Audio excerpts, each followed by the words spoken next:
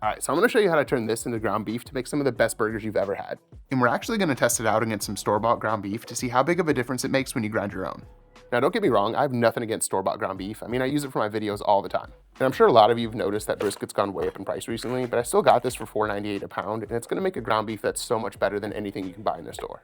And because we're turning this into ground beef, we're really not gonna do much trimming. We're just gonna cut it into smaller pieces so we can put it into the meat grinder. You're gonna wanna aim for about 1-inch cubes. That's gonna make it the easiest to grind and get you the most consistent result.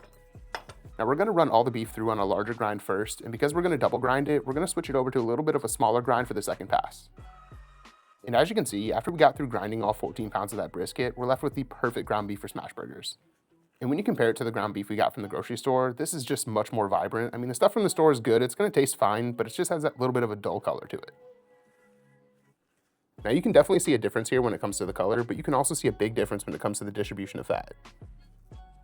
Now, people ask me about this griddle that I use on my cooktop all the time, and it's one that actually came with my Samsung cooktop when I bought it a few years ago. Now, you don't have to use something like this, but you want to make sure that you're using cast iron. It's going to give you the best crust when you're making a smash burger. And I always tell people you can use whatever seasoning you want, but Lowry seasoned salt is almost always my go-to. And I know a lot of people grind up chuck when they're making ground beef, but that's going to usually land you a little closer to 80-20. That's why I love grinding up brisket. When you grind up a whole untrimmed brisket, you usually land pretty close to 75-25. And after we let that cheese melt for just a few minutes, we're going to stack these up so we can put this burger together. Now, because we're doing a comparison video, I always recommend that you keep the toppings simple, that way you can really taste the beef. And my go-to for this kind of test is using a steamed potato bun, a little bit of diced onion, some dill pickles, and yellow mustard. And that's it, you don't want to use anything else. All right, so first up is the brisket burger, and this is how I prefer to make my ground beef, so I already know this is gonna be amazing, but let's give it a try. Cheers. I mean, the crust and flavor you get on this when you use ground brisket is out of this world. Now, I've tried just about every kind of ground beef out there, and you just can't beat the texture and flavor you get from using ground brisket. I mean, it's not even close. And even though we already know this is gonna be the better burger, it's only fair that we put it up against the store-bought ground beef so we can really test and compare apples to apples. And if you've watched a bunch of my videos, this is the exact ground beef that I buy whenever I don't grind it myself or pick it up from the butcher.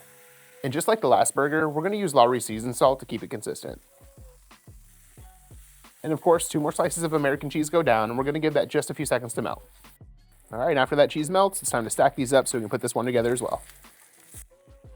Now for the store-bought ground beef, we're gonna do the same exact thing we did for the first burger. And that's a little yellow mustard, some diced onion, a few dill pickles, and all on top of a steamed potato bun.